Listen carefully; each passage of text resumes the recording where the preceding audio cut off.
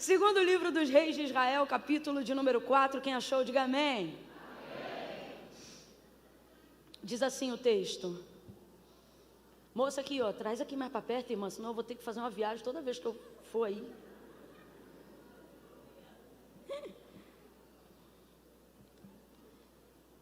A partir do verso 15 em diante. Glória a Deus. Obrigada, hein? Diz assim o texto. Então disse Eliseu, chama. Então disse Eliseu o que, gente? Chama. E chamando a ele, ela se pôs à porta. E disse Eliseu, disse quem, gente? Eliseu. Quem, gente? Eliseu, o profeta. Ele disse assim: por este tempo, daqui a 1 ano, tu abraçarás a um filho. E respondeu ela: não, meu senhor, homem de Deus, não mintas a tua serva. Mas a mulher concebeu. Eu vou repetir. Disse Eliseu: por este tempo, daqui a 1 ano, tu abraçarás a um filho.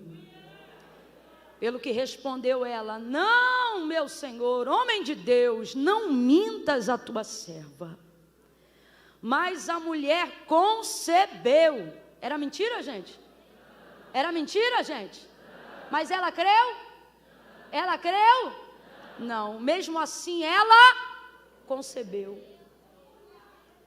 Mas a mulher concebeu e deu à luz a um filho, no tempo determinado, no ano seguinte, como Eliseu lhe dissera. E tendo crescido o filho, certo dia saiu a ter com seu pai, que estava com os segadores, e disse a seu pai: ai, a minha cabeça, ai, a minha cabeça. E o pai dele disse a um moço: leva o menino à sua mãe. E ele o tomou e o levou à sua mãe. E o menino esteve sobre os joelhos dela até o meio-dia, e então o menino morreu. E subiu ela e deitou-o sobre a cama do homem de Deus, e então fechou a porta e saiu. Chamou a seu marido e disse: manda-me um dos moços e uma das jumentas, para que eu corra ao homem de Deus e volte. E perguntou ele: por que tu vais a ele hoje, se não é lua nova e nem sábado? E ela disse: tudo vai bem. Então ela albardou a jumenta e disse ao moço: guia, anda e não te detenhas no teu caminhar, senão somente quando eu te disser. Diga amém por essa palavra. Deus colocou algo em meu coração e Ele me disse para falar categoricamente para todos aqueles que estão ao alcance da voz profética nessa noite. Ele disse assim: olha, diga ao meu povo que não antecipe a notícia de resultado da busca deles. Não se precipite em querer trazer respostas de algo que você ainda está buscando. Não se precipite em dar notícias que você ainda não tem. Não ceda à pressão de quem quer ouvir de você um apontamento rápido, uma direção rápida. Não se obrigue por ter vindo hoje aqui buscar ao Senhor, chegar em casa e ter uma resposta definitiva acerca de algo que ainda está no processo da sua busca. Deus está dizendo: você não está obrigado a nada disso. Você não é obrigada a nada disso. Quanta angústia, quanta gastrite nervosa, quanta crise de ansiedade, quanta depressão, quanta tristeza, quanta agonia sendo desenvolvida no processo da busca, quanta energia que poderia estar sendo empregada na busca do seu milagre, na verdade está sendo esgotada na sua tentativa frenética de dar respostas que você ainda não tem para as pessoas. As pessoas querem saber se é cumprimento de profecia, se não é. Como é vista a questão da Ucrânia, da Rússia. As pessoas querem saber se você tem alguma visão ampla e definitiva acerca da economia do Brasil ou de como serão as próximas eleições. As pessoas querem saber sobre o comportamento do seu filho, o que é que você acha?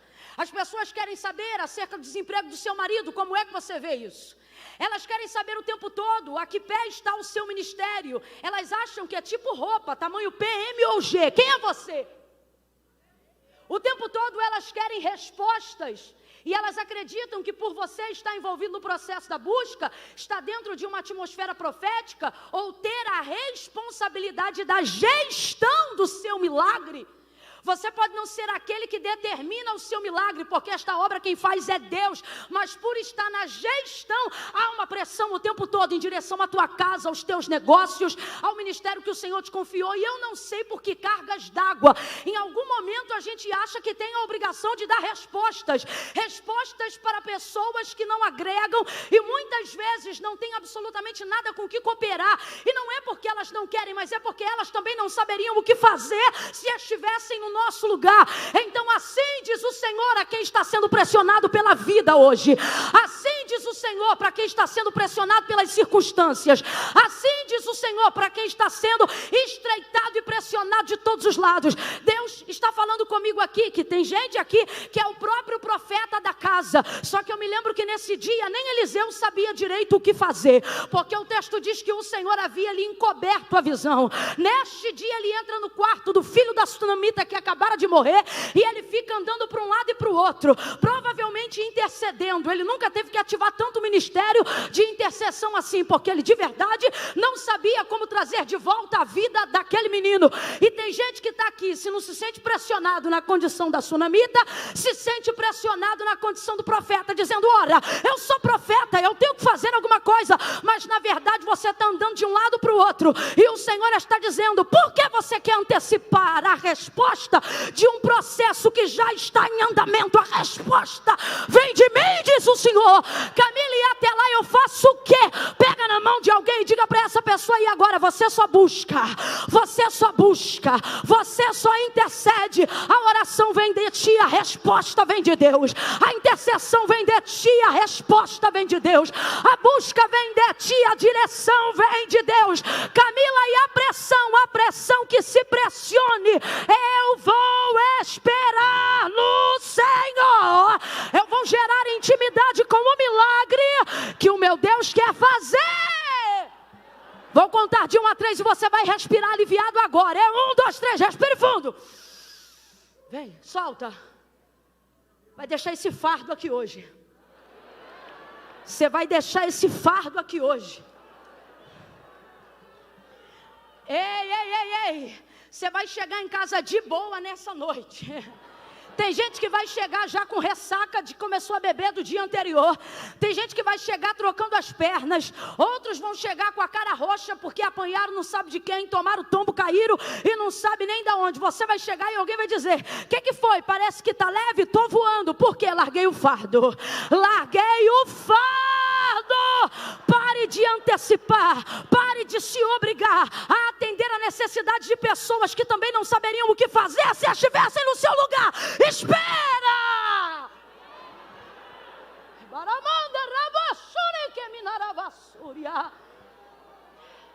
Por que eu estou dizendo isso? Só para você ficar incluído, né, dentro do contexto profético histórico do texto que a gente acabou de fazer menção. O texto trata sobre a sunamita, uma mulher que muito hospedeira, né? Servia a sua comunidade local como uma boa israelita. E ela vai servir o profeta Eliseu.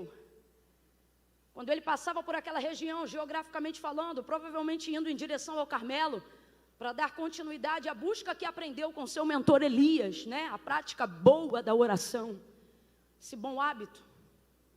Acabou orando geograficamente no mesmo lugar.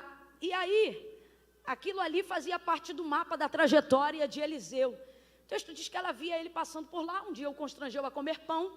Pão aqui é termo genérico para refeição. Não significa que ele entrava só para comer pão.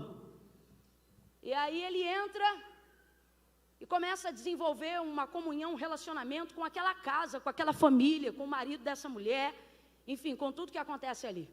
Essa mulher fica impactada, não necessariamente com o ministério profético de Eliseu. Na verdade, ela nem se relaciona com o ministério profético de Eliseu. Mais para frente a gente vai entender que ela, na verdade, não se relaciona com o ministério profético dele, porque tem um trauma velado ali. Todavia, ela se afeiçoa ao caráter, à integridade e à honra de Eliseu. Ela começa a admirar quem ele é, independente daquilo que ele é capaz de fazer. Tanto que ao dar testemunho do seu marido para a construção do quarto que eles fariam junto ao muro da casa, ela vai dizer: marido, eu tenho visto que esse que sempre passa por nós, ou seja, sempre passa aqui, não é passa na rua, ali já havia atividade de comunhão, entrada de casa. Então quando ela diz esse que sempre que passa por nós, ela está dizendo esse que frequenta a nossa casa, que está sempre aqui com a gente, ou seja, esse que a gente tem conhecido de perto. Porque eu sempre digo isso, quem já me ouviu nesse texto, não é o que vamos ministrar nesta noite, mas quem já me ouviu nesse texto sabe, eu sempre digo, santidade de longe você suspeita, né? De longe você imagina, é só de perto que você atesta. Só que Eliseu tem um tipo de vida que de longe, tudo aquilo de bom que você acha que ele é, de perto se confirma. E esse é o tipo de vida que a gente tem que viver aos olhos dessa nuvem de testemunha que nos observa. De gente que de longe acha até que é, e de perto tem certeza, né? Ela disse então, dando testemunho, marido esse que sempre que passa por nós, eu tenho visto que ele é um homem santo. Completa aí, gente, ele é um homem? Então ela não vai atestar sobre os dons, sobre os talentos dele, até porque ela nunca pediu ele para fazer nenhuma oração na casa dela. Ela vai atestar sobre a integridade do seu caráter, da sua honra, e ela vai dizer, marido, ele é santo. Isso é extraordinário porque mostra para a gente que a santidade prepara lugares excelentes e exclusivos para você. Vou falar de novo. Isso é maravilhoso porque mostra que a santidade prepara para você lugares excelentes e exclusivos. Isso está provado aqui, porque o texto afirma que a mulher era rica. Completa aí, minha gente. A mulher era... E que mulher rica, hospedeira, sendo alguém que atende a comunidade local, não vai ter quartos sobrando na sua casa? Ela tinha vários quartos sobrando em casa, mas hospedou Eliseu definitivamente em algum deles? Não, porque ela poderia receber muita gente, mas santo igual Eliseu, e é a primeira vez que ela ficou impactada com isso. Então ela preparou para ele um quarto inédito, um quarto que na verdade nunca recebeu ninguém. Porque quando você se santifica, o que Deus prepara para você é personalizado, é exclusivo. Não cabe em outro modelo que já foi utilizado. Uma outra coisa é que essa santidade promove para Eliseu um tempo de estabilidade. Então, por causa da santidade, ele recebe o quarto. Não recebeu por causa dos dons, não recebeu por causa do talento, não recebeu porque profetizava, não recebeu porque era do manto, não recebeu porque tinha variedade de línguas, não recebeu porque curava enfermos, não recebeu porque ressuscitava mortos. Ele tinha autoridade para tudo isto, mas recebeu, diz o texto, que a mulher construiu junto com o marido porque ele era santo. Então isso aqui comprova, não é talento que te dá longevidade. Talento pode te dar oferta, talento pode te dar porta aberta, talento pode te dar até um contato, uma network, mas estabilidade só vida santa. Estabilidade quem te dá é santidade. Prepara um quarto definitivo só dele para ele. Ninguém entra no quarto dele. Ele fica tão constrangido com aquilo que ele sente necessidade de abençoar ela com o que ele tem, com o que ele pode. E o que ele tem? Poder e autoridade concedida do alto, virtude dobrada sobre a unção que repousava sobre a vida de Elias.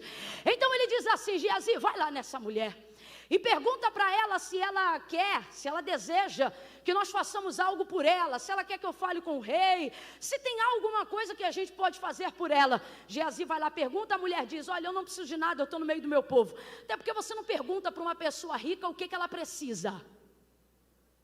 Essa mulher, quando hospedou Eliseu em sua casa, ela não perguntou o que ele precisava, o texto diz que ela o constrangeu. O que é o constrangeu? O impeliu. A semeadura dessa mulher na vida de Eliseu não é semeadura de oferecimento. Ela não esperou autorização para saber se podia abençoar. Eu tenho uma filosofia que eu carrego comigo, implantada pela minha avó materna.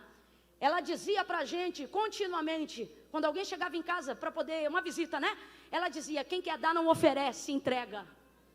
Era um jeito de dizer assim, quando você está disposto a fazer algo por alguém, você não depende nem da autorização de quem você quer dar para fazer.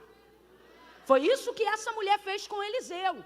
Quando ela o convenceu, o constrangeu, diz o texto, isso aqui é constrangimento positivo, significa que ela o impeliu a entrar em sua casa. Ela fez algo que tornou a condição dele inevitável. Ele não tinha como rejeitar, ele não tinha como dizer não.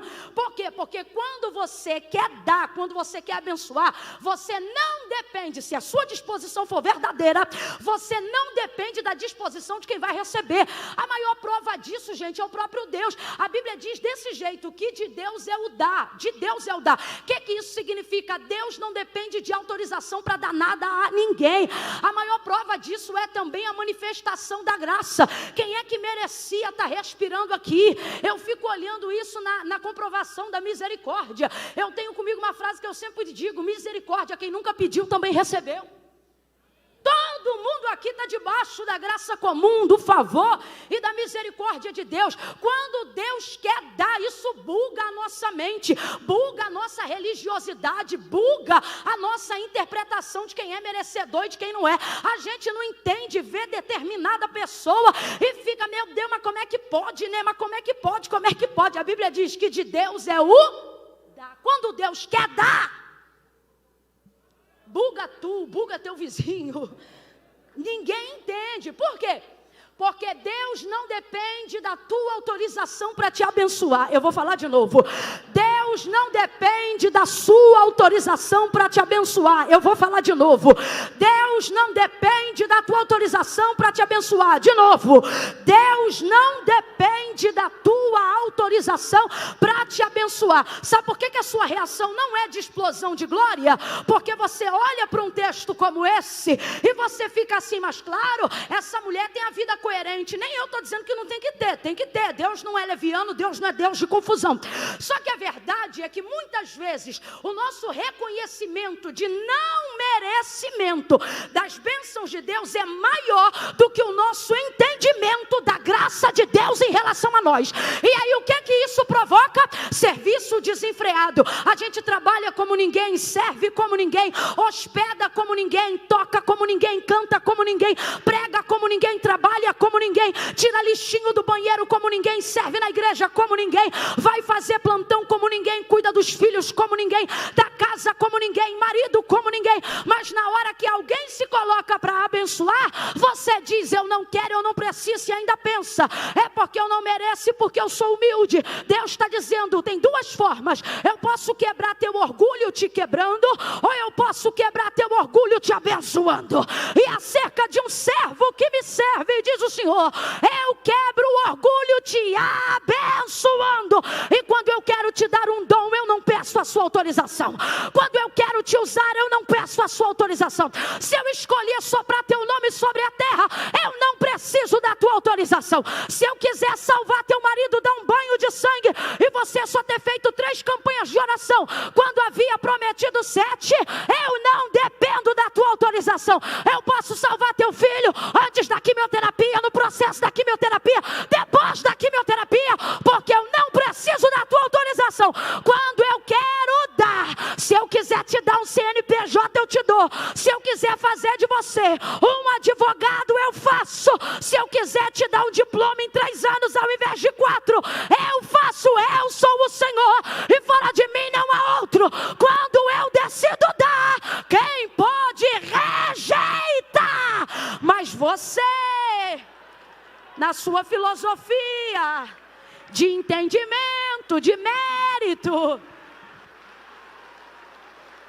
diz que quer ser abençoado, vem à igreja para ser abençoado, mas na maioria das vezes não sabe se comportar quando Deus quer te abençoar.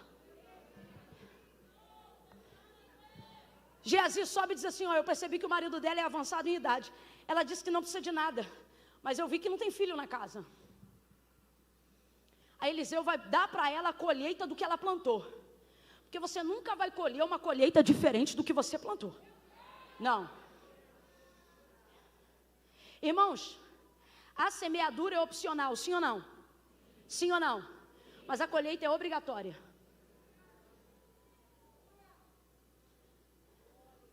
Por que tem gente que vem aqui, nem serve Deus com a mesma entrega que a gente serve, mas acerca da lei da semeadura, colhe do mesmo jeito?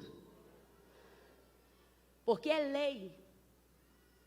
Eu falei que é profético? Não, eu falei que é. Falei que depende de fé? Não, eu falei que é. Lei é lei. Tudo, pois, que o homem semear, tudo, pois, que o homem plantar, isso ele vai. Qual foi a colheita que essa mulher fez na vida dele? Ela perguntou se ele queria entrar? Ela perguntou se ele queria comer? Ela deu opção a ele de rejeitar o que ela já estava determinada a fazer? Não, por isso o texto diz que ela o constrange. Quando você está determinado a plantar, irmão.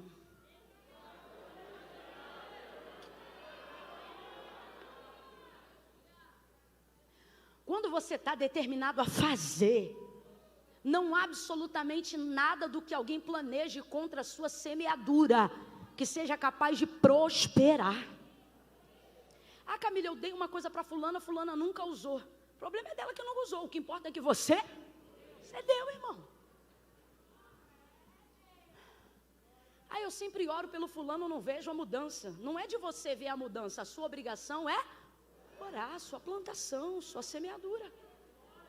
Porque uma coisa é certa, na hora da colheita, oh meu Deus do céu, eu vou falar de novo, na hora da colheita,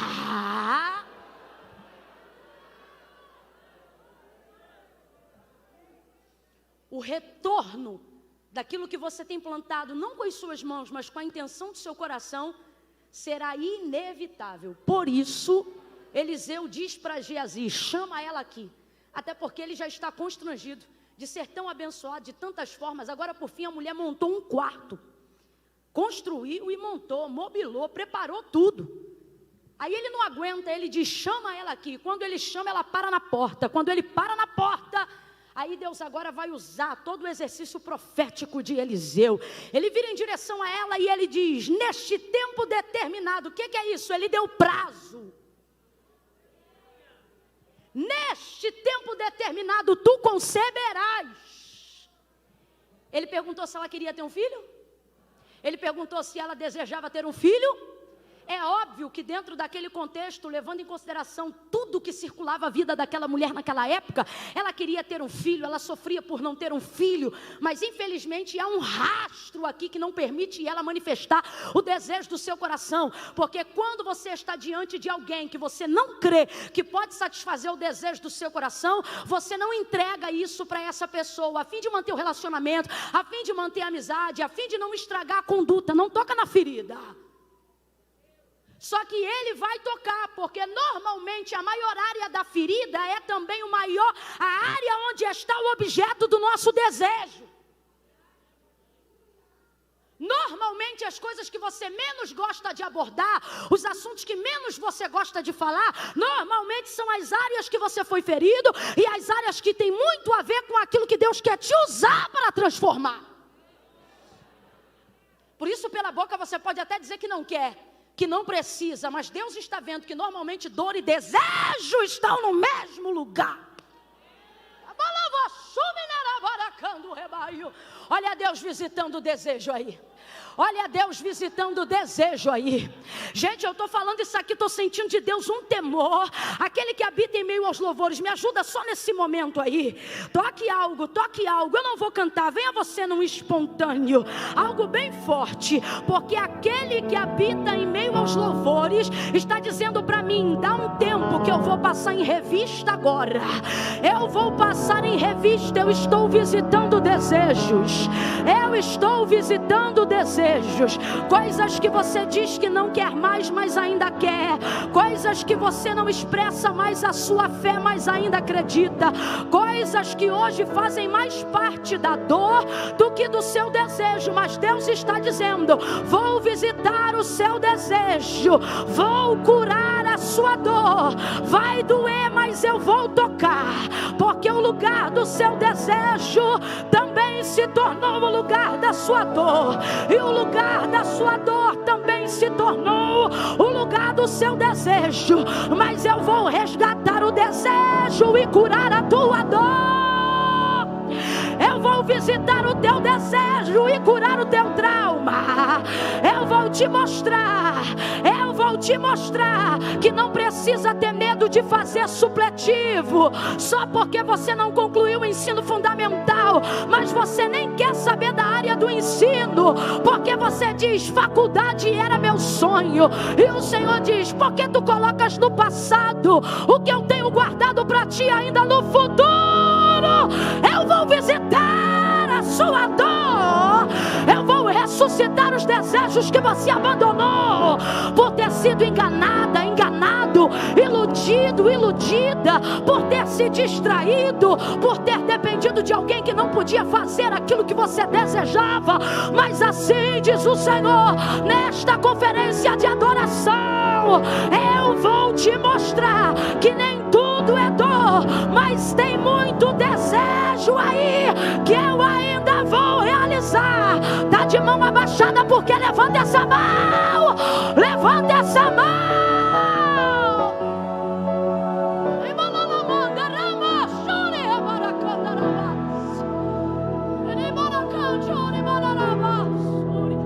Você é um empreendedor, você é uma empreendedora, mas você tentou um negócio, faliu, tentou outro, faliu.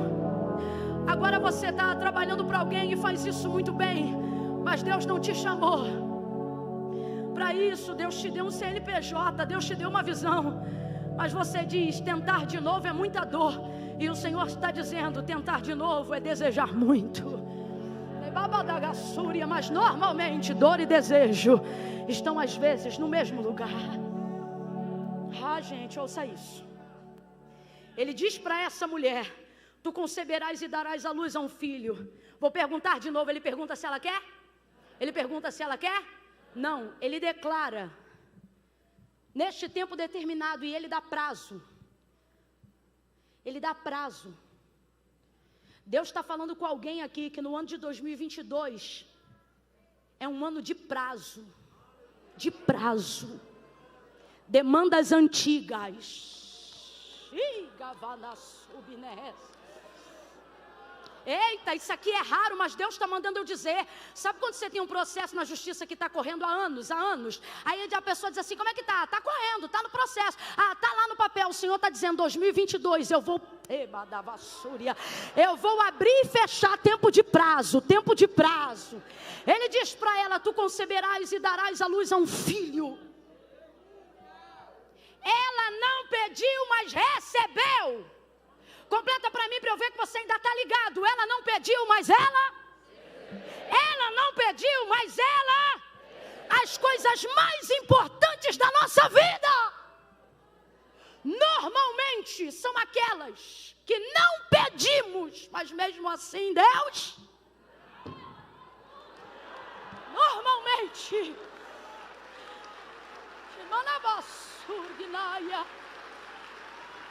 tem coisa que a gente deseja que é tão grande, que a gente não tem coragem de pedir. Aí Deus vai lá e dá. Não pediu, mas recebeu. Só que veja isso. Ela não creu. Rapaz, é complicado dizer isso aqui. Mas a gente precisa falar a verdade do que está escrito no texto sagrado. A manifestação dela não foi de fé. Fala a verdade, foi de incredulidade. Qualquer outra pessoa que tem o seu desejo visitado, celebraria. Só que o problema é que normalmente o lugar do desejo que não se realiza, vira também o lugar da sua. Então ela não consegue celebrar. Ele está dando a melhor notícia da vida dela. Tu conceberás e darás à luz a um filho. Uma mulher que estivesse completamente sarada para viver um tempo novo da parte de Deus, para viver a realização de um sonho. Uma mulher que estivesse bem. Ao ouvir uma palavra como essa, uma mulher não traumatizada, não ferida, não machucada. Machucada como? Ora, Salomão disse, a esperança que se adia faz adoecer o coração. Essa mulher é uma serva, mas está com o coração adoecido de tanto esperar por algo que não vem. Qualquer mulher que estivesse sarada ouvindo uma palavra profética dessa, diria glória, porque é assim que a gente reage diante de profecias cuja nossa expectativa ainda é alta, sim ou não? quando o teu sonho está de pé, quando o teu desejo está no auge da esperança, se Deus usa um profeta para ir de encontro, né? Para corroborar com aquilo que tu pensa, com aquilo que tu acredita, com aquilo que você já colocou diante de Deus, qual é a nossa manifestação? Júbilo, choro, pranto, quebrantamento, celebração, sim ou não? A gente volta para casa com gozo na alma, dizendo: Deus falou comigo, é verdade, vai acontecer. Só que isso foi lá em 2002. Fala para mim se de 2002 para 2022, se aquilo que você esperava não aconteceu, se a esperança continua sendo a mesma. Vamos falar é real. Nem todo mundo tem espírito de Caleb não, gente. Até Caleb, vamos combinar que no dia que ele falou com Josué sobre a posse da terra que lhe era direito em Canaã, ele fala muito mais ligado à atribuição do direito do que necessariamente sobre a fé, porque ele já era um coroa, irmão. Você lembra dele dizendo: Josué, me dá o que é meu, porque como na força daqueles dias, parece que eu vejo ele, me dá o que é meu. Okay, como, não tem como, irmão. Você está achando o quê? Que é um bombadão que está pulando? Não é nada. É um cabra barbudo, cheio de cabelo branco na cabeça, dizendo: me dá o que é meu. Para os filhos, para os netos, para a descendência. Porque o tempo, quando nós estamos suscetíveis ao tempo, o tempo faz um nível de lapidação do lado de fora, que dependendo do nível de blindagem que você buscou em Deus, se você não vigiar, Ele tem o poder de te amargurar terrivelmente do lado de dentro. Existem pessoas que, se nós fôssemos diagnosticar o adoecimento da sua alma de maneira generalizada, não dizendo: foi a traição do fulano, foi abandono do ciclano, foi rejeição. Se a gente fosse generalizar um termo para dizer qual é o motivo da amargura de todas as almas que adoeceram no processo da expectativa, poderíamos usar um único agente, poderíamos dizer: foi o tempo. Sim ou não? Sim ou não? Então veja, essa mulher não vai celebrar. Não vai celebrar porque mostra que o tempo da expectativa ficou adoecido. Camila, como é que você sabe disso? É só você dar atenção para o texto que você vai perceber também. Olha a expressão de sua voz. Não, meu Senhor. Respeita ele. Então ela respeita a autoridade. Ela respeita a profeta. Ela respeita Deus. Não, meu Senhor, homem de... Agora olha isso. Não mintas a tua serva. Olha como é que a mente dela está confusa. Para ela, o homem de Deus também é... Fica com medo não. Para ela, o homem de Deus está mentindo. Só que a gente sabe, irmãos, de uma fonte pode jorrar 2 tipos de água. Um limoeiro pode dar manga? Uma jaqueira dá abacate? Não, uma mangueira tem que dar? Pé de laranja tem que dar? Se você vê uma jaqueira dando limão, sai correndo. Não tem como não. De uma mesma fonte não podem jorrar 2 tipos de água, ou é doce ou é amargo. Mas olha a cabeça dela. Não, meu Senhor, homem de Deus, não mintas a tua serva. Ou é mentiroso ou é homem de Deus. Só que esse é o problema de quem tem talento, de quem tem dom. Confunde a mente de quem está olhando e te medindo pelos dons. E dom não expressa caráter, só expressa o que Deus deu. Por isso que tem gente que fica confusa, tem gente que ouve um pecador caído. Camila, todos pecaram, mas todos também têm direito à regeneração. Só que tem gente que fica ali, ó, se revolvendo na lama do pecado, brincando com os porquinhos no chiqueiro. E aí tem gente que a gente vê, de vez em quando no aprisco com as ovelhas, está brincando no chiqueiro. Daqui a pouco a gente vê essa pessoa manifestando coisas que impactam a nossa visão. Te diz: menina, eu sei que fulano não presta, mas olha, quando prega eu fico todo arrepiado. Que mistério, né? Que mistério. Menina, olha só, o outro ali, garota, é cada coisa. Olha, ninguém me contou não, eu vi, mas quando Deus toma ele, é ele que toma Deus direto. É dom, é uso, é exercício daquilo que ele tem, mas isso não significa que... Tanto é, gente, que no peso da balança que garante a entrada no céu depois do sangue de Jesus, não é dom nem talento. Olha o que Deus disse para Israel: sede, como santo é o vosso Pai que está no céu. Sede santo. Ele está dizendo: a maior característica que liga vocês a mim não é poder, não é unção, é santidade. Deus é bom, sim ou não? Maravilhoso, sim ou não? Já disse isso aqui uma vez e vou repetir. Ele é amoroso, sim ou não? Mais que isso, ele é o próprio amor. Mas os anjos continuamente dizem uma única canção, desde que foram criados para adorá-lo. Quem lembra? Santo é o Senhor dos exércitos, e toda a terra está cheia da sua. Ele é santo. Por que ela está reagindo assim? Já falei isso e vou falar de novo. Porque ela está cansada de ver gente que acha que tem que pagar a hospedagem com talento. Ela está cansada. Quem está entendendo aqui o que Deus está falando? De gente que acha que porque é profeta tem que manter o quarto dando aluguel de profecia, falando o que Deus não mandou falar, dizendo o que Deus não mandou dizer, só para poder alegrar o coração. Quantos ricos que poderiam de verdade hoje estar subsidiando a obra de Deus em amor, e ao invés de estarem dando cabo da sua própria vida, poderiam estar encontrando propósito nas suas riquezas, dando benefícios e encontrando a alegria de vida em poder ser útil no ministério que o Senhor confiou, porque riquezas também têm propósitos, mas estão se jogando debaixo da ponte. Quantas vezes porque foram feridos no coração por alguém que dizia que era profeta, e por causa de um jantar, de uma mesa bonita de café da manhã, falava o que Deus não tinha mandado, profetizava o que Deus não tinha profetizado. Aí ele garante a diária dele, mas arrebenta com o coração do ouvinte. Quantas vezes gente que acha que para poder pagar a bolsa que ganhou, o presente que recebeu, já que não tem ouro nem prata, dá aquilo que tem do próprio coração. Aí diz, conta 30 dias. A gente conta 30, conta 60, conta um ano, conta 2, não acontece nada. Aí o desgramado que se diz profeta continua por aí. Ele tem que ficar por aí mesmo, igual o nômade, porque se ele tivesse igreja fixa, a gente batia na porta dele e perguntava. Se ele tivesse casa fixa, a gente procurava ele, porque eu sou do tempo que eu dirigia a consagração, e quando o profeta levantava para profetizar, a secretária anotava na ata a profecia. Ribonda, não brinca comigo não. Zomba de mim, mas não zomba das coisas de Deus.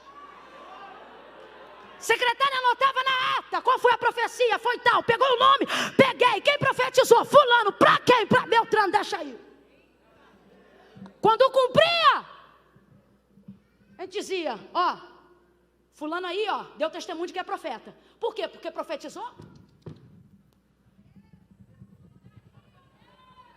Porque cumpriu. Não é porque profetizou, é porque a Bíblia diz, e Samuel foi confirmado por profeta do Senhor, desde Dan até Berseba, porque nenhuma de todas as palavras que a sua boca foi usada para dizer, o Senhor deixou cair em terra. Então Samuel foi confirmado por profeta do Senhor, porque profetizava? Não, porque tudo que ele falava, Deus chancelava, Deus cumpria, Deus realizava. É assim que se confirma um profeta. Aí eu não aguento, não é o ponto principal da mensagem, mas eu preciso falar. Um monte de coração adoecido, seja do lado de fora, seja do lado de dentro, porque colocou expectativa naquilo que alguém falou e não realizou, e no final a sua revolta é com Deus, como se Deus fosse capaz de mentir. Porventura não conheceis a palavra que diz, seja todavia o homem mentiroso, mas Deus verdadeiro. Deus não mente. Ah, Camila, mas Deus falou. Irmão, se Deus falou, vai cumprir. Não, mas tinha prazo, não cumpriu, então não foi Deus que falou, simples assim.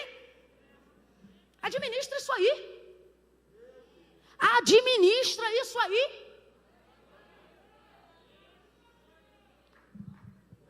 Ai, Deus, estou chateada contigo. Com todo respeito, Deus está dizendo, entra na fila. Está chateado comigo?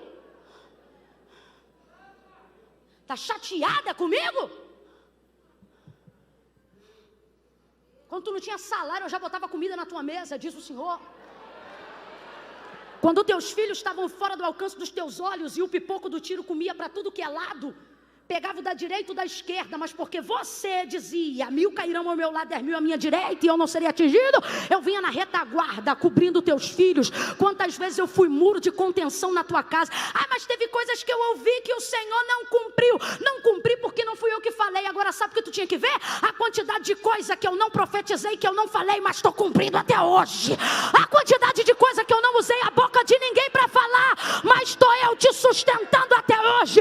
No ônibus estou eu contigo, no carro estou eu contigo. Tu devias, ao invés de estar chateado comigo, fazer como meu servo Davi: deitei, dormi e levantei, porque o Senhor me sustenta. É Ele quem te sustenta. Para de ficar refém de profecia, para de virar chaveirinho na mão de profeta. Quer profecia? Recebe profecia, recebe palavra, recebe Bíblia, recebe o verbo vivo, recebe.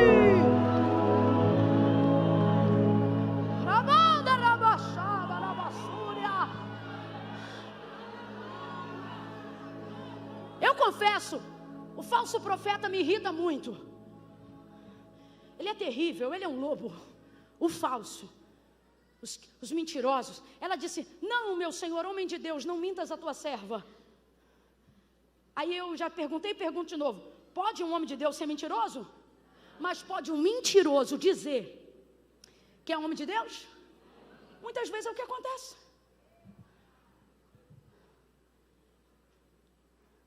Então o falso profeta, ele me aborrece muito. Mas o que me aborrece mais não são nem os inocentes, que às vezes estão tendo uma experiência achando que é com Deus, e pela primeira vez com alguém que está falsificando a sua palavra. Não, mas os que já estão acostumados a ouvir, que vem para a igreja focado: hoje eu preciso de algo. Não vem no culto para cultuar, não. Vem no culto para Deus fazer. Rapaz, para Deus fazer, tu não precisava nem ir no culto. Tu podia pressionar ele na parede da tua própria casa. Se veio para botar Deus na parede, podia botar em qualquer uma.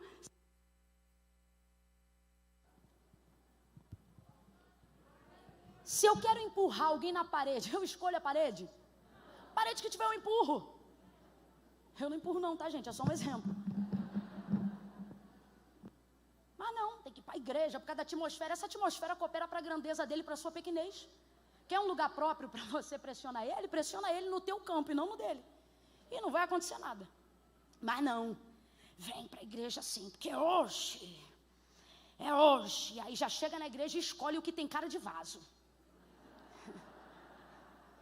Camila, e vaso tem cara? Dizem que tem.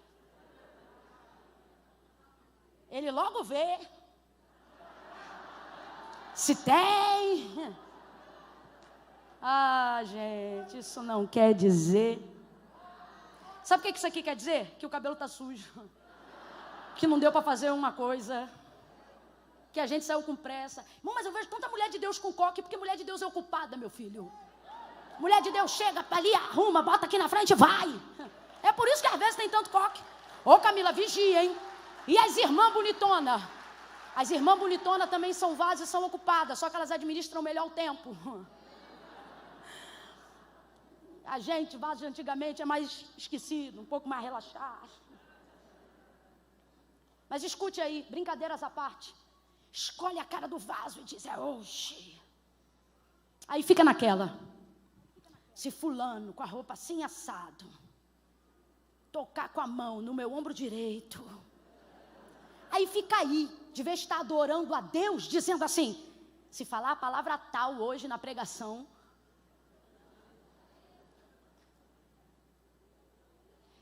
aí é porque Deus quer falar comigo, ou Deus está confirmando tal coisa assim assado.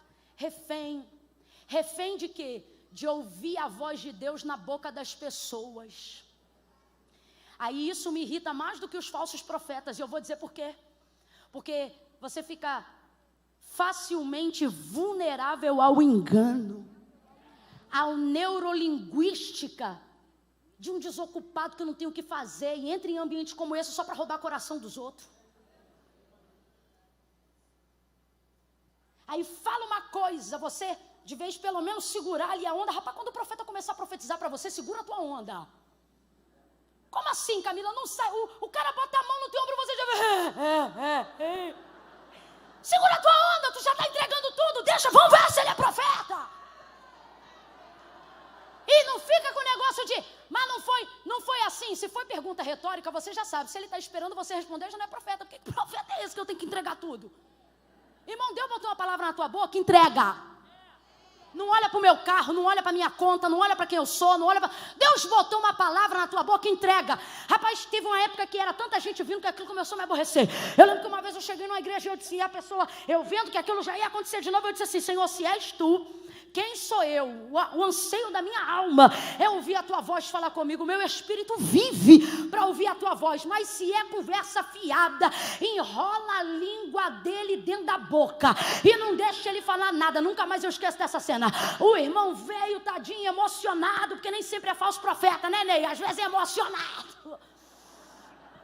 Aí vem... E pai, queria falar. Toda hora que ele queria falar em português, ele... E ele queria falar em português, no final ele só ficou... E saiu. Eu falei, muito obrigado, Jesus. Porque eu não quero alma doente. Aí você diz assim, mas Camila, eu venho aqui para ouvir Deus, venho aqui para confirmar, venho aqui para adorar. Quer ouvir Deus? Entra na tua casa, fecha a porta do teu quarto, dobra o teu joelho, abre a Bíblia. Camila, eu não entendi, vai entender agora. Quem vive disponível para ouvir a voz de Deus na boca de todo mundo, nunca vai reconhecer quando o próprio Deus fala com ele. Mas Jesus disse, as minhas ovelhas conhecem o som da minha voz. Quando você vai para a rua, Deus vai confirmar o que já falou com você. Quando você vai ouvir da boca de alguém, Deus vai anunciar algo que já está no seu coração. Deus está dizendo, sabe por que tem gente muito enganada, muita gente enganada, entristecida? Porque está terceirizando algo que Jesus conquistou na cruz para você chegar direto. Camila, eu não entendi. Deus está dizendo para alguém, porque você está se contentando em ser sócio minoritário? Por que você está terceirizando seu relacionamento? Se você ouvisse minha voz em casa, tu não ficava refém na boca de ninguém na rua. Quem conhece a voz de Deus em casa não se engana. Mas tanta gente já passou pela casa dela, e nesse caso eu nem posso criticar, porque não é ela que vai para a casa dos outros, é os outros que se aproveitam da casa dela. Ela foi alvo, ela não fez alvo, ela foi alvo. Quando ele fala, ela não celebra. Quando ele fala, ela se entristece. Não, meu Senhor, homem de Deus, não mentas a tua serva. Só que não era mentira, era verdade. Mas diga aí para mim, a despeito do que ela pensou, ou de como ela recebeu a palavra, ela gerou ou não gerou? Bora, gente, gerou ou não gerou? Gerou. Concebeu e deu à luz a um filho. O menino nasceu, vamos lá. Ela pediu? Quem lembra? Vamos, ela pediu? Mas concebeu ou não concebeu? Responda para mim, ela está alegre, meio alegre ou muito feliz? Alegre, meio alegre ou muito feliz? Ela está muito feliz. Muito feliz. O desejo do seu coração, que estava envolto à sua dor, se realizou. Quando o desejo que você mais tem se realiza, a dor fica sem lugar para morar. Eu vou repetir.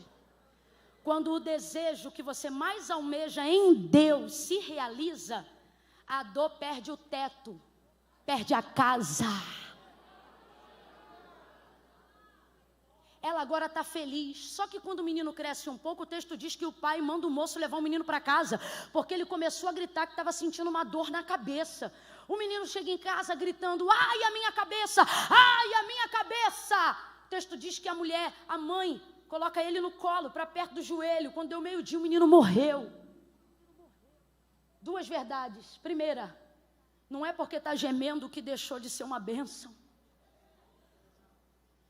Não é porque agora está dando problema que deixou de ser de Deus. Esse menino aqui faz parte de uma promessa, sim ou não, igreja? Às vezes a gente quer descredibilizar as coisas que Deus já realizou, só porque agora estão sobre a nossa administração.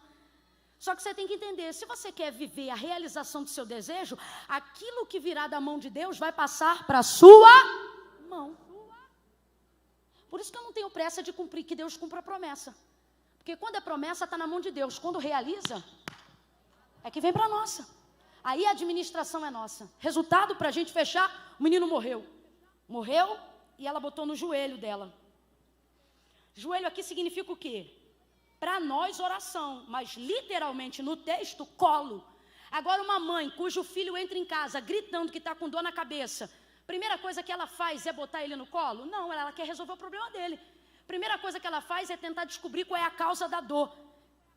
Obviamente, a Bíblia tem que sintetizar as histórias, porque como disse João, não teria como caber tudo. Só que joelho aqui é colo dela, isso significa para ela que ela já tinha feito tudo que podia. Quando é que uma mãe, vendo um filho gritando, só bota ele no colo sem saber a causa da dor? Quando ela percebe que independente de qualquer coisa, ela já não pode fazer nada. Colo é consolo. Consolo é o que você dá quando não tem mais nada para oferecer. Porque se você tem dinheiro, você paga. Se você tem remédio, você dá. Quem está entendendo o que Deus está falando aqui? Quando você tem, você faz. Você só entrega colo, consolo, quando você não tem mais? Quem é que pode ressuscitar o morto de um velório? Então, quando a gente chega lá, na maioria das vezes, né? Enquanto Deus não falou para a gente, ressuscita. Quando a gente chega lá, a gente não fala nada. A gente só fica ali, prestando o quê? Consolo. Porque a gente não pode fazer mais?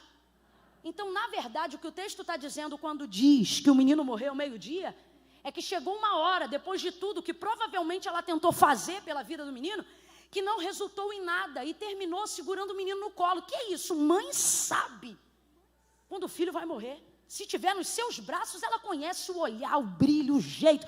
Mãe conhece respiração, gente. Deu meio-dia, o menino morreu. O que é isso? Prazo. Deus está dizendo, você precisa entender que tem coisas dentro do seu processo de busca que tem abre a boca, tem prazo. Deus está dizendo, seja bom ou seja ruim, estabeleça prazo. Não para as coisas que Deus disse que vai fazer, mas para as coisas que você sabe que tem que fazer. Estabeleça prazo. Quantas vezes a sua busca está sem direção? Não porque você não sabe a quem buscar Deus, mas porque você não estabelece um prazo para aquilo que você decidiu entregar para Deus naquele tempo. Não faz uma campanha, não apresenta um jejum, não faz um voto, menino! Pelo amor de Deus! Bota um prazo! Faz alguma coisa, meio-dia, deu consolo, o menino morreu. Ela pegou o menino, colocou no quarto do homem de Deus. O texto diz que ela desceu as escadas. Rapaz, ela vai entrar num processo de busca. Eu fecho e encerro aqui. Quem tem ouvidos, ouça o que o Espírito diz à igreja. Ela vai entrar num processo de busca. Completa aí, abre a sua voz. Ela vai entrar num processo de... Abre essa boca, é sabadão, vamos embora. Ela vai entrar num processo de... Só que ela estabelece prazo para a busca dela. Camila, como é que você sabe? Ela tem horário. Como é que você sabe que ela tem horário? Porque ela sabe que Eliseu está no Carmelo. E ela sabe que ele não fica lá o dia inteiro. Quando dá meio-dia, ela bota o menino no quarto e corre. E ela sabe para onde ela vai. E agora eu vou te perguntar, tem celular? Não tem celular. Nem pombo correio dá tempo de chegar. Pelo relacionamento que ela construiu com Eliseu, ela sabe aonde ele está. Quando ela vê a hora, ela sabe para onde ir, quando não sabe o que fazer. Sacode alguém aí agora e diga, saiba para onde ir. Não, sacode o ombro aí dessa pessoa agora, sacode, para com isso, sacode. Sacode, irmão. Outrora, essa hora a gente estava pulando. Sacode essa pessoa aí agora e diga para ela, você sabe para onde ir. Quando não sabe o que fazer, responde para ele e diga, eu sei. Você acha que eu vim passar meu sábado de carnaval na casa de Deus? Porque eu ainda me lembro, eu ainda sei para onde ir. Quando não sei ao certo o que fazer, bate na mão de 3 aí e diga, que bom que você veio. Você está no lugar certo, fazendo a coisa certa. Quando você está no lugar certo, fazendo a coisa certa, o que era para dar errado vai ter que dar certo. Vai ter que dar certo. Ela desce desce a escada correndo e corre. Ela diz assim, ó, marido. Sabe o que eu acho interessante? Que o marido chama o moço para levar o menino. Ela chama o marido para trazer o moço, para ela buscar o profeta. Deus está dizendo, o veículo é o mesmo, é você que tem que saber a direção que tomar. Aí olha o que o texto diz. Que ela chama o moço, chama o marido, e diz assim, marido, chama o moço. Prepara o carro, para que eu corra. Quem leu essa parte aí no texto comigo e lembra? Ela não disse para que eu vá, ela disse para que eu. Por que tem que ter prazo? Para você saber quando tiver que acelerar. Deus trouxe gente hoje aqui para dizer desse jeito. Não é porque você está atrasado que significa que você não vai chegar. Se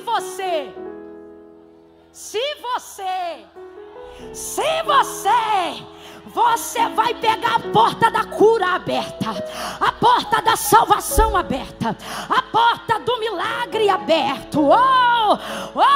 Acabe parece atrasado, mas Elias diz para ele, corre, porque é sinal de uma grande chuva. Ele vai na frente, Elias vai atrás. Se Elias está atrás, parece que também está atrasado, mas o texto diz que o Espírito do Senhor toma Elias, Andréia, e ele corre mais do que Acabe e os seus carros. Camila, eu não estou entendendo, vai entender. Neste sábado aqui, assim diz o Senhor, o meu Espírito vai se apoderar de ti, e você vai correr mais do que os carros e cavalos de Faraó, vai correr mais do que os carros e cavalos de Acabe. Você vai correr mais do que a dívida, vai correr mais do que a depressão, vai correr mais do que a síndrome do pânico, você vai correr mais do que o câncer, mais do que a dor, mais do que o abandono, mais do que a rejeição. Você vai correr, ninguém vai te parar. Olha isso aqui, gente, olha isso aqui. Para que eu corra. Aí ela prepara, ela diz assim, ó, aparelha o carro. A jumenta é animal de força. Vamos embora lá, jumenta é animal de... Uma mulher rica tem cavalo, como é que chama? Manga larga machador. Essa mulher, vamos para a região, essa mulher tem cavalos árabes. Sim ou não? Mano, ela é rica, sim ou não? Mas na hora de subir, ela quer quem? Você tem que entender o propósito. Aqui, ó. Quando Davi venceu Golias, o texto afirma que tudo que ele tinha na sua mão era apenas uma funda. Mas tentaram vestir a armadura de Saul nele, sim ou não? Quem lembra, sim ou não? E ele deu conta? Porque não é sobre ter o que os outros têm. Ouça isso. É sobre usar o que você tem habilidade. Você quer ver? Quem chegar mais rápido, não importa a distância percorrida. Alguém, presta atenção. Alguém que tem um carrão na mão, gasolina, chave, tudo pronto, mas nunca pegou um carro para dirigir. Ou alguém que está sentado no lombo de uma motocicleta. Quem vai chegar primeiro? Quem vai chegar primeiro? A motocicleta? Por quê? Até o outro. Se não for automático, então, até ele entender o tempo da marcha com a engrenagem. O da bicicleta já andou 1 quilômetro.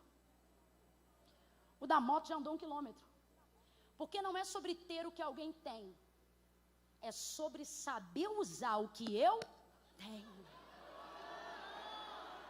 A mulher vai pegar um instrumento de força, jumenta, porque ela sabia que Eliseu estava no Monte Carmelo. Manga larga machador é muito bom, mas é bom para marcha. Para aguentar peso, de subida, pega jumenta. Deus está dizendo para alguém hoje aqui, o que disse o autor da carta aos Hebreus: busque força da fraqueza, vambora. Corre para quê? É melhor você correr para pegar ajuda de fora do que alguém correr para botar o funeral do lado de dentro. É melhor você correr para pegar ajuda do alto do que alguém sair correndo para trazer ajuda da terra. Quando o marido pergunta, tá tudo bem? Ela diz, vai tudo bem. Agora eu te pergunto, filho morto dentro do quarto, tá tudo bem? Tá tudo bem? Só que o que ela está dizendo é, eu não posso antecipar uma notícia que eu ainda estou em processo de buscar. O problema é que você antecipa notícias quando ainda está no processo de busca. Aí alguém diz assim, é mentira. Não, não é mentira. Isso aqui é estratégia no contexto dela. Eu não vou dizer o que está acontecendo, porque enquanto ela sai para buscar o milagre, ele pode colocar qualquer pessoa lá dentro, no desespero de um pai. Então Deus está dizendo, por que alguns milagres estão sendo interrompidos no processo da sua busca? Porque você se sente na obrigação de falar para todo mundo o que está acontecendo. Eu vou ser muito literal aqui, você não vai buscar, não quer orar, não quer jejuar, não vai botar no quarto de Deus, não vai apresentar para Deus, então beleza, abre a boca, quer saber? Vai direto para o Facebook, já coloca lá, se sentindo triste. Agora, não, quer saber? Fui a primeira pessoa a receber essa demanda aqui. Está na minha mão o poder de fazer alguma coisa ou de não fazer nada. Já que eu tenho poder, vai fazer alguma coisa? Então segura. Não sai falando para os outros. Entra no processo de busca.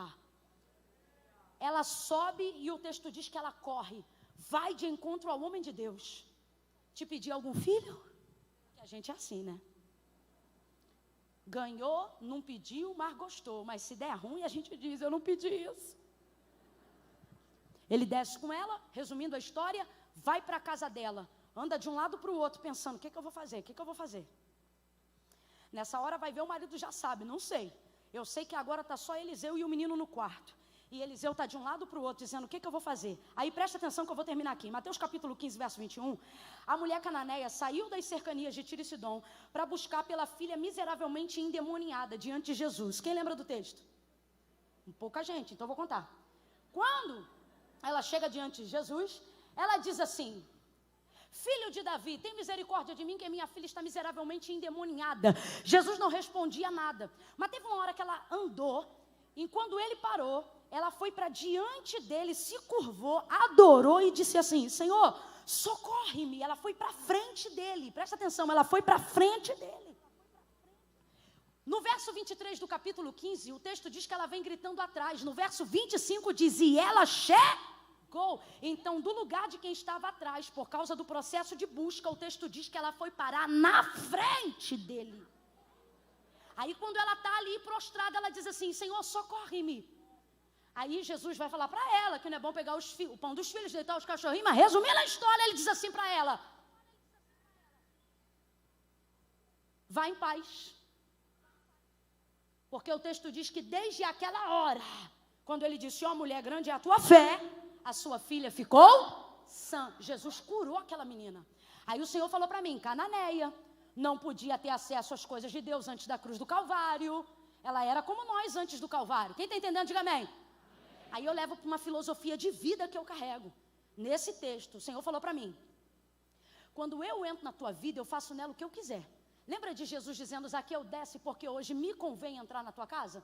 É ele dizendo, quando eu quero entrar na tua vida, eu faço nela o que eu quiser. Só que não é o caso da Cananeia. Não foi ele que entrou lá. Foi ela que entrou na frente dele. Aí ele disse para mim, quando eu entro na vida de alguém, eu faço na vida dessa pessoa o que eu quiser fazer. Mas quando esse alguém entra na minha vida, eu faço por essa pessoa até o que eu não tinha que fazer.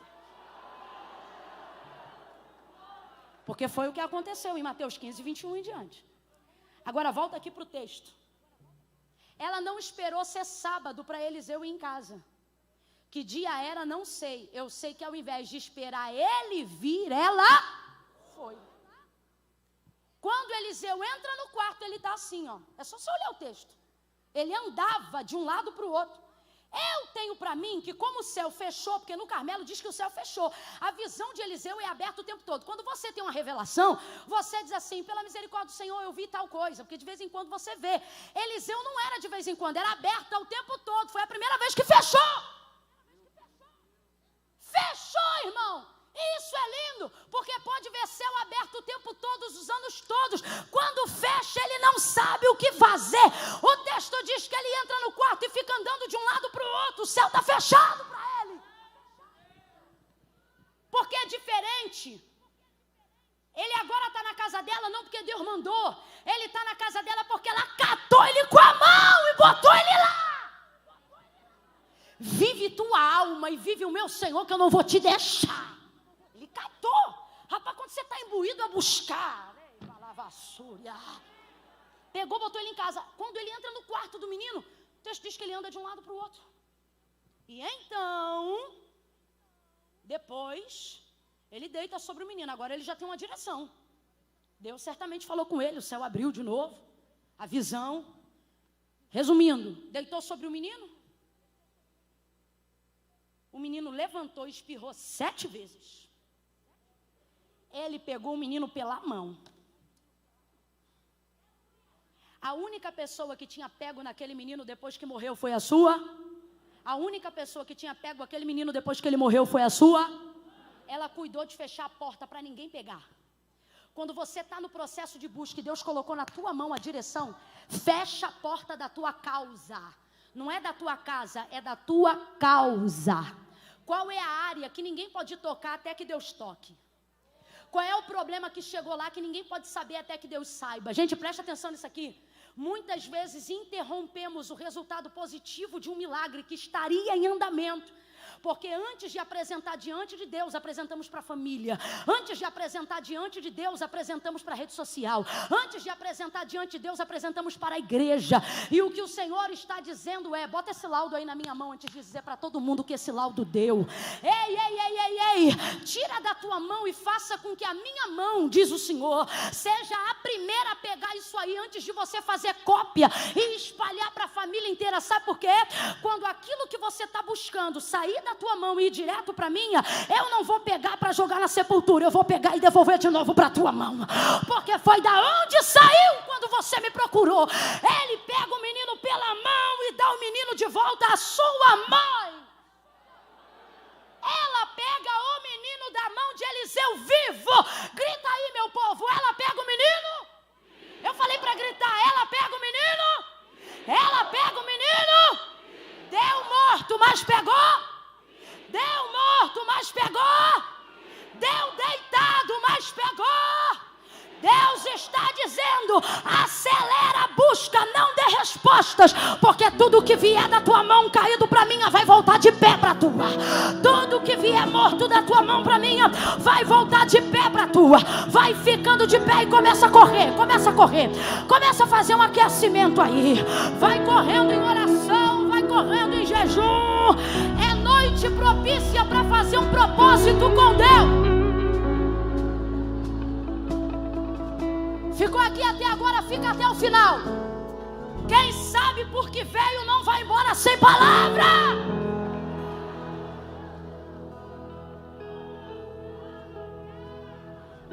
Fala o que ela falou para ele, para alguém. Diga assim, ó: vive a minha alma, que eu não vou sair daqui sem a minha vitória.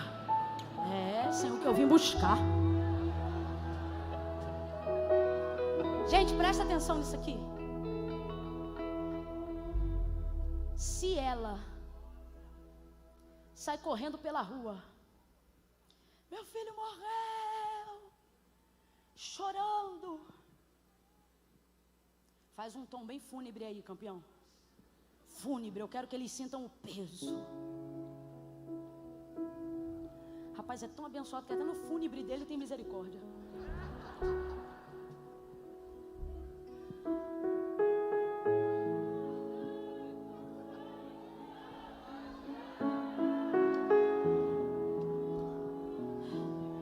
Eu queria uma coisa mais triste.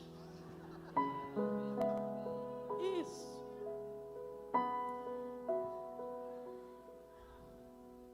A circunstância natural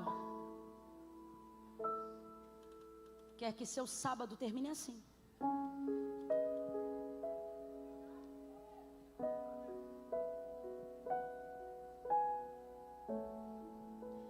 Quer que tu pegue tua bolsa, chave do teu carro, vá para tua casa e fique pensando: em tudo que você ainda não vai ter, em tudo que você ainda não viveu,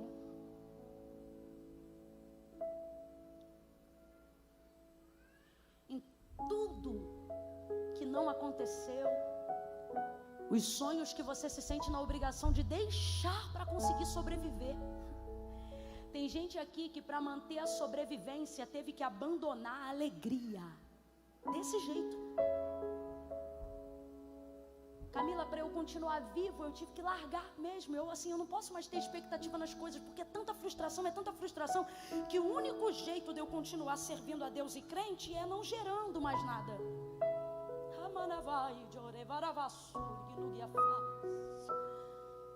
Você diz, sabe, eu não estou desviado, nem vou desviar, eu só não quero acreditar em mais nada além da minha salvação. E o Senhor diz, maldito o homem que só espera aqui, mas também não é feliz o que só espera lá. Por isso Davi disse, pereceria. Porque sem sonho, sem expectativa, você não vive, você perece.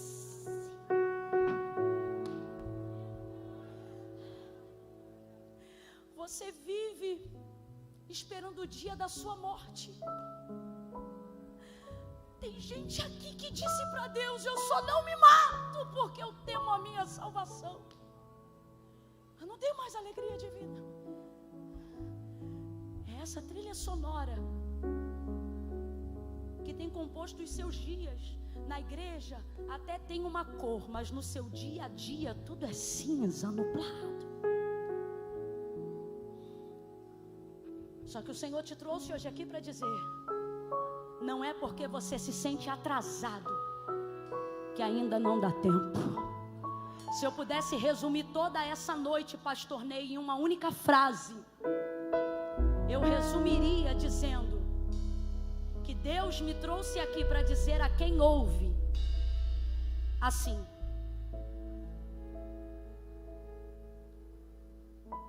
corre que ainda dá tempo.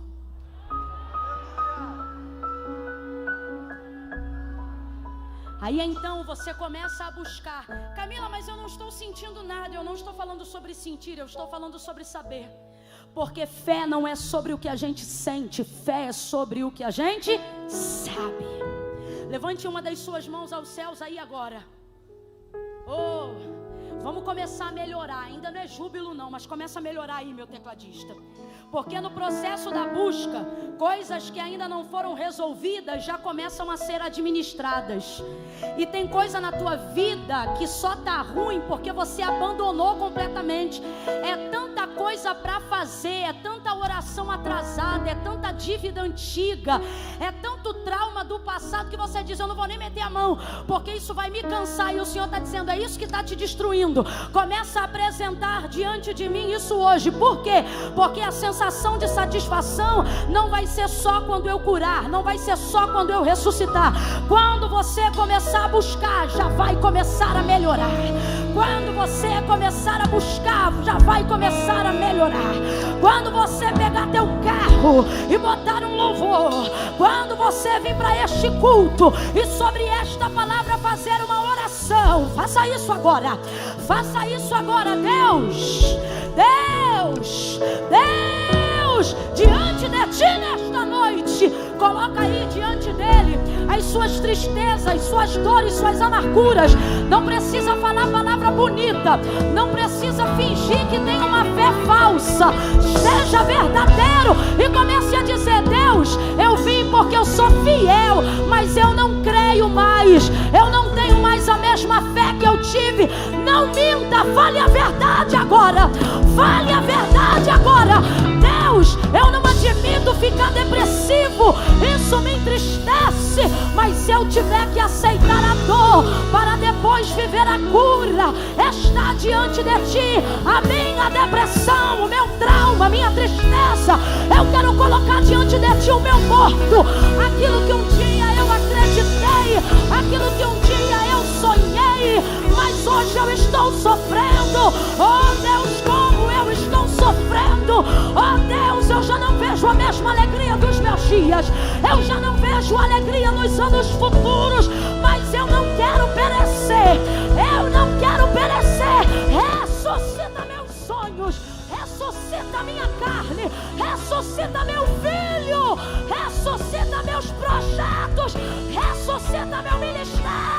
Ressuscita o dom de profecia, o dom de maravilha. Ressuscita a língua estranha. Renova a variedade de línguas. Ressuscita o fogo de quem já foi batizado no Espírito Santo. Recebe fogo, recebe vida.